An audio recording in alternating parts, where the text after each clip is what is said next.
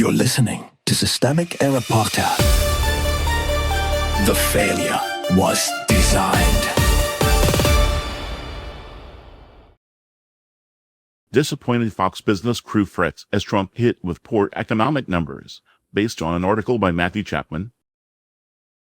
Weak jobs, strong spin, and the politics of denial. The numbers were bad. Fox Business had a problem on Thursday. The labor market data did not cooperate with the fantasy. A headline number came in at 5th in non-farm jobs, are below the 100 in Wall Street expected, while earlier payroll gains were revised down by more than 7th.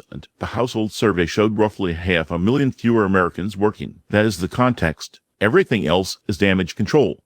Who owns the story? The actual institutional power here sits with the people who set economic policy, sell it, and then try to manage the public interpretation when the results turn ugly. Fox Business is not a neutral observer.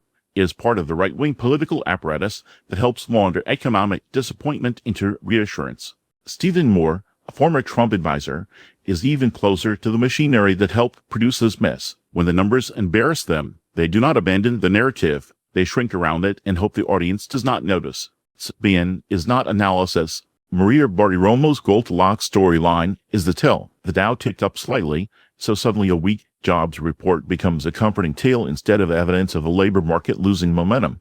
That is not interpretation, it is misdirection. It turns a broad deterioration in hiring into a market mood swing, as if stock prices are the real public interest and employment is just an annoying detail. Stephen Moore's response was more revealing than the attempted upbeat framing. Even he could not fully carry the line. He pointed to the household survey, to the 500,000 drop in workers, and admitted he was a little puzzled. That is the language of a system running out of plausible excuses. When the loyalists sound disappointed, it usually means the evidence has gotten too blunt to fully bury the pattern underneath. This is the familiar right-wing economic script to celebrate markets, downplay labor, and treat bad real-world conditions as a messaging problem. The job market is not judged by whether people can find decent work. It is judged by whether the story can be made to sound acceptable on television. The levers of power do not just shape policy.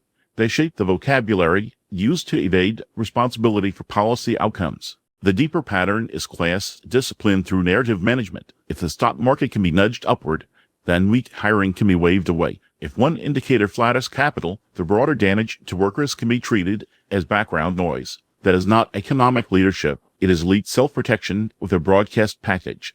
The real lesson, the source article accidentally documents something more honest than it intended when the numbers turn.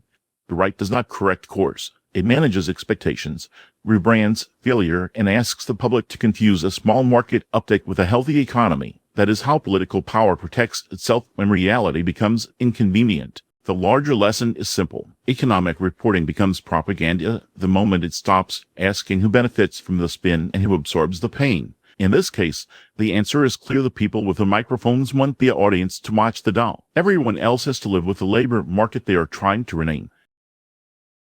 You've been listening to Systemic Error. Thanks to Roar Story for today's article. With the automated voice of Norman, thanks for listening.